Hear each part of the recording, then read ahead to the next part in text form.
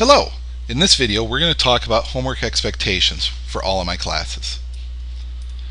Now we're going to talk about where your name and date should appear, the title that you should write for a homework, how the problems should be laid out on the paper, the left and right margins of the paper, boxing your answers, my super weird rule for graphing, the fact that you should always use pencil on your homework, the fact that homework is required, and how to see what your grade is when you pick up your homework from the basket. Now, through this whole video, we're going to be taking a look at some example homework by a student named Sally Smart. The reason I chose Sally's paper is she generally does everything right. So, name and date should be in the top right corner of the paper. You should use your first and last names, and you should write the date that the homework was assigned. Not the date that we collected it, the date it was assigned. Now, taking a look at Sally's paper, she does all those things. First and last name, date that the homework was assigned, and it's all in the upper right hand corner of the paper. If we look a little bit further down on Sally's paper, we see the title for the homework. Now, the title for every homework should include the section that the homework is from, the page number, and the problems that were assigned. So Sally's homework was from section 3.2, page 176, numbers 12 through 18 even, all on the top line of the paper. Now, you need to work down your paper. Place problems below problems. Also, skip a line between problems. So, we see Sally's work for problem 12. We see her answers. She skips a line, and then the next problem is below it. I don't want to see two columns of work on your paper. Once you reach the bottom of the page, flip it over, start on the back, or get a new sheet. Now, Sally also respected the margins. Those are those red lines on the left and right side. And yes, you need to respect both the left and the right side of the margins. Make sure your work is between those two red lines. They're there for a reason. Sally also did a good job of boxing her answers. Now, you only need to box number answers. If you have to write a sentence, or you have to make a graph, or you have to draw a picture for a problem, you don't need to box those. You're just boxing the number answers. If a problem includes several number answers, box them together, like we see in number 12. I want to see one box for each problem, no more. Now, my really weird rule for graphing. If you've had me before in class, yes, we're still doing this. You do your graphs on graph paper. That's not unusual. What's unusual is you have to cut that graph out and you have to glue it to your work paper with the problem, with the work that generated that graph. Don't put all your graphs at the end of the page. Don't staple them on the back or anything.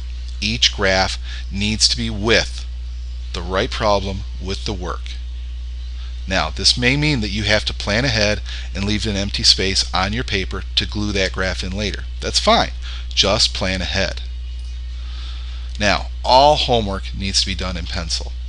If you're in physics, along with the graphite pencil that you're doing work in, you're going to have to get some colored pencils, and I'll tell you what color to use when in class in the videos.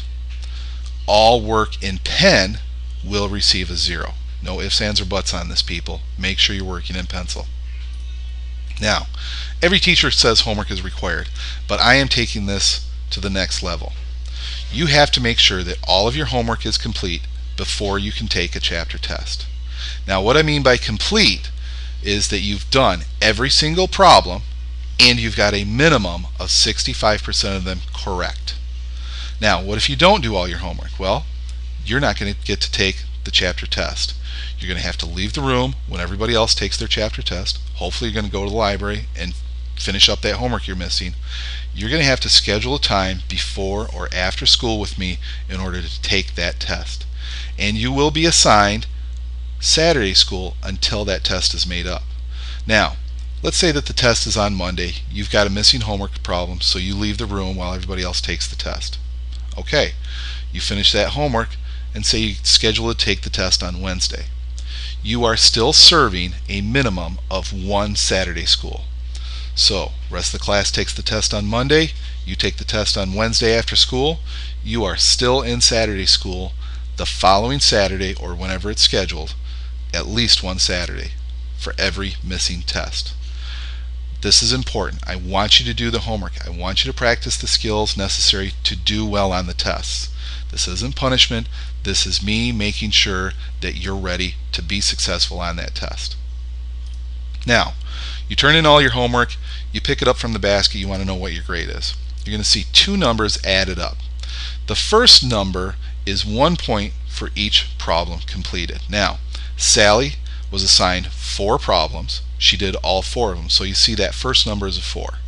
That's what I want to see every time.